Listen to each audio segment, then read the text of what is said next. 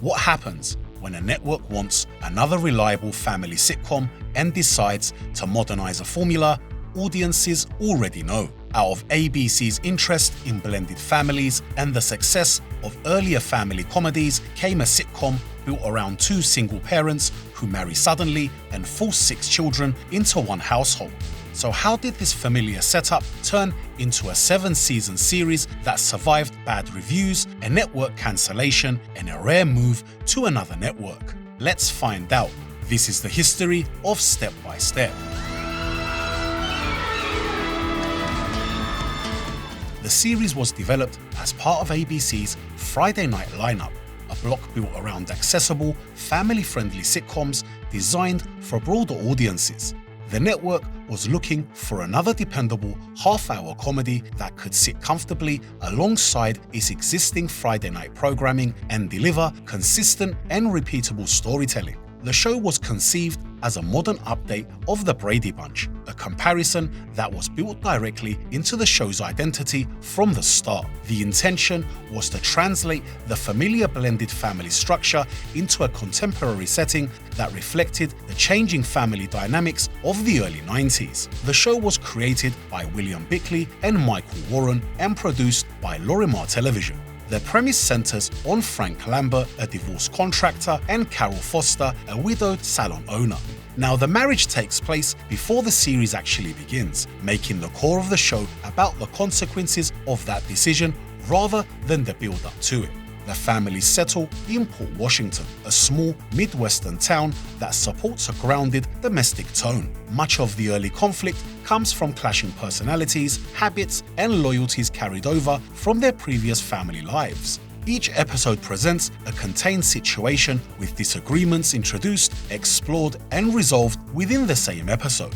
The title Step by Step reflected both the idea of a step family and the gradual process of adjustment. The concept of a second time around marriage sits at the center of the show, shaping its tone and reinforcing the idea that family unity is something built gradually through experience rather than achieved instantly. When Frank and Carol trade places with Dana and JT. Folding laundry on a Saturday night. You parents really know how to have fun. The casting approach for the series was built around recognizable television faces who could anchor a traditional family sitcom. Patrick Duffy was cast as Frank Lambert, and Susan Summers was cast as Carol Foster. Stacey Keenan was cast as Dana Foster, Carol's intelligent and sarcastic eldest daughter. Brandon Cole was cast as Frank's teenage son, JT. Angela Watson played Karen Foster. Christine Lakin was cast as Alicia Lambert. Christopher Castile played Mark Foster, and Josh Byrne portrayed the youngest Lambert child, Brendan. During early development, the role of Mark Foster was recast after an unaired pilot. The original actor was replaced by Christophe Castile, and the pilot episode was reshot to reflect the change. The supporting cast shifted during the series run. Carol's sister Penny and her mother Ivy were regular characters during the first season. Also, early in the same season, Frank's nephew Cody Lambert was introduced, portrayed by Sasha Mitchell. Cody quickly became a major comedic presence and remained part of the main cast until season 5. In season 4, Carol became pregnant, leading to the introduction of baby Lily, who was portrayed by multiple child actors over the remaining seasons. In later years, Bronson Pinchot, known from Beverly Hills Cop and Perfect Strangers, joined the cast for one season as Jean-Luc, Carol's business partner. Josh Byrne did not return for the final season, and his character Brendan disappeared without explanation. The opening theme, titled Second Time Around, was written by Jesse Frederick and Bennett Salve. Frederick and Salve also provided the musical score during the early seasons. After that, scoring duties shifted to other composers, including Gary Boren and Stephen Chesney. I guess I better go to bed. After all, I'm a teenager and I have to be up by Monday. It's every parent's fantasy on Step. When Step by Step premiered in September '91, it launched into a strong position on ABC's It's Friday lineup and immediately found an audience. Viewers responded to the familiar blended family setup, and the show performed well enough in its early run to justify continued placement within the Friday night block. critical reaction was far less welcoming. Many reviewers dismissed the series almost immediately, focusing on how closely its premise resembled The Brady Bunch. Several critics described it as an original and formula-driven, and early reviews of the pilot episode were consistently negative. Some publications labeled it one of the weakest new shows of that season. Despite this, certain performances were singled out for praise. Suzanne Somers received positive attention for her comedic timing even in otherwise harsh reviews. Stacey Keenan was also repeatedly highlighted by critics as a standout among the younger cast, with several reviewers calling her the most effective and natural performer on the show. From a ratings perspective, the series remained commercially viable for ABC across multiple seasons. While viewership declined over time, it continued to draw enough of an audience to remain part of ABC's Friday lineup. Audience response told a different story than the critical opinion. The show benefited from its placement alongside other popular sitcoms, and an early crossover with the hit show Family Matters helped raise visibility and familiarity with viewers. Impending doom! Will Cody's dream predict Dana's future in all new Step by Step? Much of Step by Step's production was built around efficiency and familiarity rather than experimentation. The series was produced on sound stages in California, with standing sets designed to support fast turnaround and minimal disruption, which suited its multi-camera sitcom format.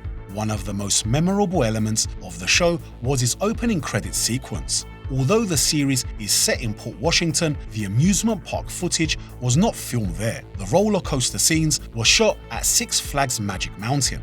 A lake and coastline were digitally added to the footage to create the illusion of a lakeside Midwestern setting, because nothing says hometown charm like a computer edit. In 1996, Brandon Cole was injured in a real-life shooting during a road rage incident. He survived and returned to the show after recovering. The most disruptive issue involved Sasha Mitchell.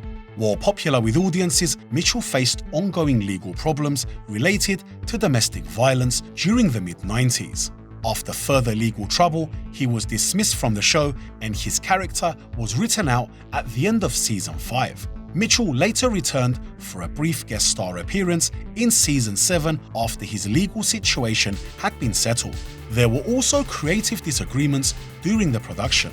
Patrick Duffy publicly expressed concerns about the decision to give Frank and Carol another child later in the series, arguing that it strained the believability of the family's financial situation. Despite his objections, the storyline went ahead, supported by Suzanne Somers and the producers. After this dispute, Duffy stepped back from pushing creative input and instead went on to direct a few episodes of the series.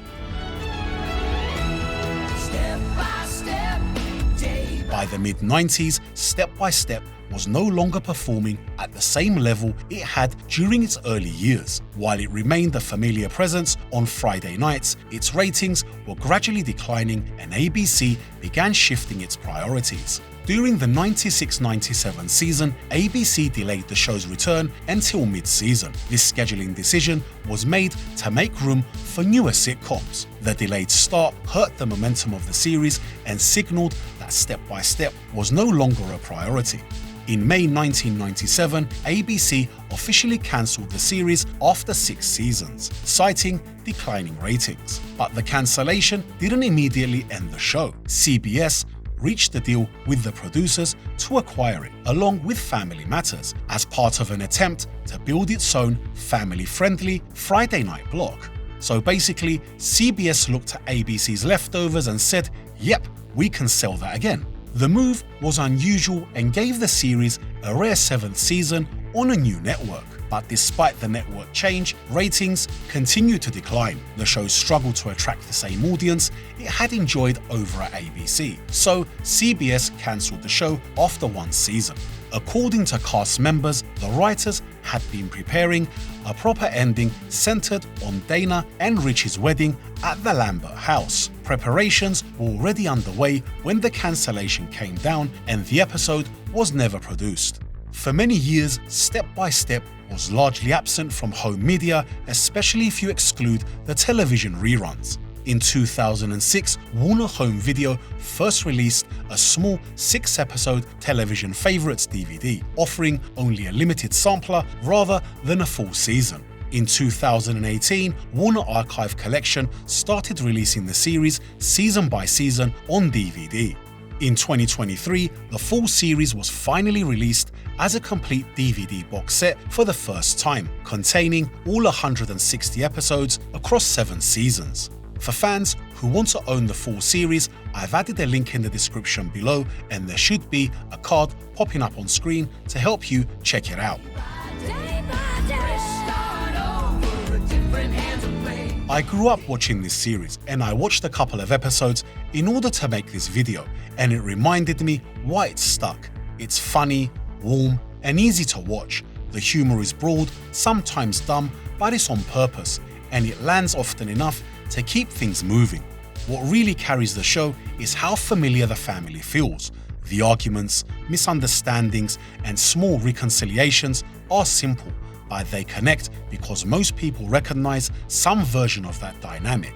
The show clearly shares DNA with the Brady Bunch, but it does not feel like a straight copy, at least to me. It's louder, a bit rougher around the edges, and more in step with 90s television.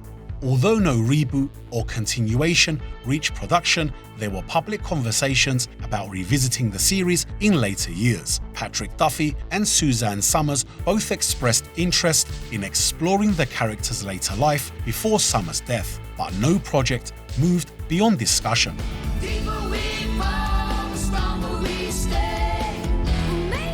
Next time, we take a look at a more serious TV show. Until then, why don't you check out our previous video on tropical heat, aka sweating bullets.